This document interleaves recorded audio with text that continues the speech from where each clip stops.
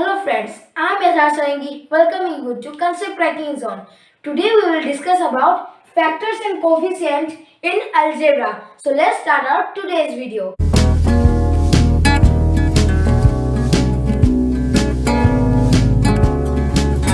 तो चलिए शुरू करते हैं।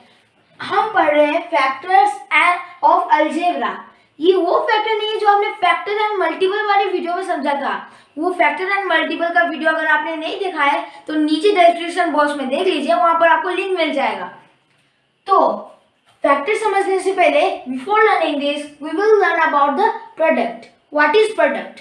Product when constants and variables, one or more constants and variables are multiplied, then a product is formed. When constants and variables are multiplied, then a product is formed. कैसे ना 2xy, if it 2xy, then 2 is a constant, yes, x is a variable, and y is also a variable. So these are three elements. First, so it can be written as 2 into x into y. So 2 into x into y. As I have said that अगर multiply हो रहा है तो product निकलेगा, तो ये 2xy एक product है। सो अब फैक्टर देख लेते हैं। Now we will see about the factor. What is it? Each variable and the constant in the product is called the factor. Each variable and constant in the product is called variable. कैसे? अगर हम इसे देख लेंगे, ये 2xy एक product है जैसे कि मैंने बोला, तो इसके हर एक कंस्टेंट एंड वेरिएबल, तो इसके अंदर कौन कौन से कंस्टेंट है? 2 एक कंस्टेंट है, x हाँ है, और y भी एक कंस्टेंट ही है, आई मीन वेरिएबल है, x और y एक एक वेरिएबल है। तो 2 एक हो गया कंस्टेंट, x एक वेरिएबल हो गया एंड y एक वेरिएबल हो गया। हमारी डेफिनेशन कहती है कोई भी कंस्टेंट एंड वेरिएबल, तो ये सब हो गए 2xy के फैक्टर। तो यहाँ पर एक और फैक्टर आएगा जैसे कि xy, ये एक फैक्टर आएगा। क्यों आएगा? हाउ? क्योंकि हम यहाँ पर पॉसिबल कॉम्बिनेशंस ढूंढ रहे हैं। जैसे कि 2xy है ना, तो हम इसको ऐसे भी लिख सकते हैं कि 2 into xy, हम इसको ऐसे लिख सकते हैं ना, तो ये भी 2xy का एक फैक्टर हो जाएगा। सो अब हम देखेंगे the classifications of factors. These are classified into two groups, that is constant numerical factors and the variable or the literal factors. So what are these? जैसे कि नाम से सुना है, as from its name, it's a constant numerical factor. Constant factor, जो भी constant होगा वो इस टाइप में आ जाएगा। जैसे कि हमने 2xy का फिर से लेंगे, अगर 2xy है तो इसमें constant कौन सा है? constant है 2, तो 2 आ जाएगा constant factor में। बाकी हमारा सेकेंड टाइप था वेरिएबल है और the literal. So what will be in this? All the variables are in this group.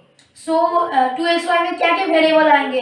तो हमने यहाँ पर देख लिया था कि उसके फैक्टर्स क्या क्या है ना, 2 into 2 है, x है, y है और xy भी है। तो यहाँ पर हम को लिख लेंगे दैट 2 तो हमारा आ गया कंस्टेंट में, यहाँ पर आ जाएगा x, y और xy। क्या ये सब वेरिएबल है? तो ये आगे वेरिएबल्स है। तो चलिए अब देखते हैं what is coefficient in the algebra. So coefficient is any factor of a non constant term. तो यहाँ पर non constant term, what is non constant term? Non constant term, the term in which there is a variable, मतलब जिस term में variable है वो non constant हो जाएगा। जैसे कि 2x, तो यहाँ पर 2x² ले लेते हैं, तो यहाँ पर जो है कि x है ना वो एक वेरिएबल है, तो ये 2x² में ये तो एक टर्म है ना, ये एक टर्म है, तो इस टर्म में x जो है वो वेरिएबल है, y भी वेरिएबल है, तो ये टर्म एक नॉन कांस्टेंट हो जाएगा क्योंकि यहाँ पर सिर्फ कांस्टेंट नहीं है। कांस्टेंट टर्म को देखें तो 54, 60 ऐसे हो जाएंगे। सो आगे देख लेते हैं, या फिर 70/3 ऐसे आ सकते हैं।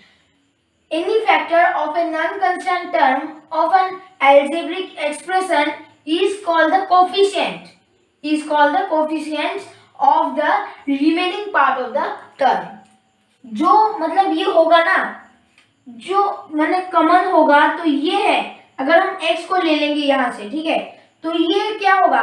x के बाद यहाँ पर बचेगा क्या, यहाँ पर क्या है x के बिना, यहाँ पर क्या क्या है, यहाँ पर है 2xy। अब आप बोलेंगे कि यहाँ पर तो x आया, फिर से x कैसे आया। मैंने आपको फिर से पहले भी बोला था कि ये x स्क्वायर है, x स्क्वायर यानी x इंटू एक्स स्क्वायर यानी x इंटू एक्स, तो इसलिए x फिर से आया। तो यहाँ पर ये बताया गया है कि ये जो x है ना, तो ये x हो जाए, ये जो x के लिए कोफिशिएंट अगर हम बताएंगे तो x को छोड़ के बाकी सारे चीज, मतलब उस टर्म में जो हमारा टर्म होगा, उस टर्म में जिसका हमें निकालना है, यहाँ पर तो हमें x का निकालना है, तो 2x स्क्वायर y में x को छोड़ के बाकी जो भी कुछ होगा वो सब x का कोफिशिएंट हो जाएगा, x का कोफिशिएंट हो जाएगा 2xy। जैसे कि तो हम y का निकालेंगे तो y का हो जाएगा 2x स्क्वायर। तो हम कंस्टेंट नंबर्स का कोफिशिएंट नहीं निकालते हैं, तो वैसे हमने इसे समझ लिया कि कोफिशिएंट क्या है। अब इसका भी क्लासिफिकेशन है, पहले जैसा ही क्लासिफिकेशन है, जैसे कि न्यूमेरिकल और जैसे न्यूमेरिकल कोफिशिएंट और लिटरल कोफिशिएंट। न्यूमेरिकल यानी कांस्टेंट वाला और लिटरल यानी वेरिएबल वाला, जैसे कि हमने फैक्टर में भी देखा था। तो अब हम देख लेते हैं कि ये दोनों क्या है। अब इसका जो x है, x का कोफिशिएंट क्या क्या है, x का कोफिशिएंट है 2xy। तो इस कोफिशिएंट में कांस्टेंट कौन है, इस कोफिशिएंट में कांस्टेंट है 2, यहाँ पर है कांस्टेंट 2, तो ये हो जाएगा न्यूमेरिकल कोफिशिएंट और कांस्टेंट कोफिशिएंट। तो यहाँ पर लिटरल यानी वेरिएबल, तो यहाँ पर वेरिएबल कौन सा है, वेरिएबल है xy, तो यहाँ पर हो जाएगा xy। यहाँ पर हम फैक्टर की तरह नहीं लिखेंगे, जैसे कि हमने लिखा x है और y है और फिर लिखा कि xy है, तो ऐसे नहीं लिखेंगे, हम उसको डायरेक्टली मिलाकर xy जैसा ही लिख देंगे। So let's see about the like and unlike terms. So what are these? Terms having same literal factors. Same literal factors. इसका मतलब कि जो वेरिएबल होंगे वो सेम होंगे। Like we will take an example 7xy. तो और एक ले लेंगे 2/3xy. The number xy is the literal factors और the variable factors X Y same variable, अगर सेम वेरिएबल फैक्टर है क्या, हाँ है, तो ये दोनों लाइक टर्म हो जाएंगे। Coming to the next, unlike terms. Unlike terms having different literal factors just opposite to the like term.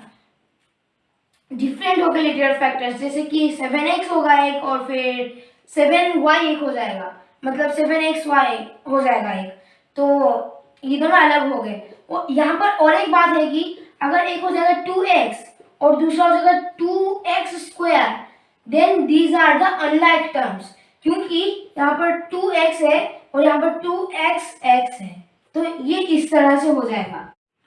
So let's see about the types of algebraic expressions. So on the basis of the number of terms, these algebraic expressions are classified into some groups. So हम पहले group में जाते हैं जो कि monomial. तो ये monomial meaning having only one term, एक ही टर्म होगा, जैसे कि 7x एक टर्म, 5y एक टर्म, 6 एक टर्म, x, ये सब एक एक टर्म ही है। सो मोनो मीन्स वन, तो इसलिए सब एक एक टर्म है। तो coming to our next, the binomials having two unlike terms, unlike terms, जैसे कि हमने थोड़ी देर पहले समझा था, अनलाइक टर्म्स का मतलब क्या है। अनलाइक टर्म्स यानी दो अलग अलग टर्म्स होंगे जिसका वेरिएबल सेम नहीं होगा। The two terms having whose variables are not same.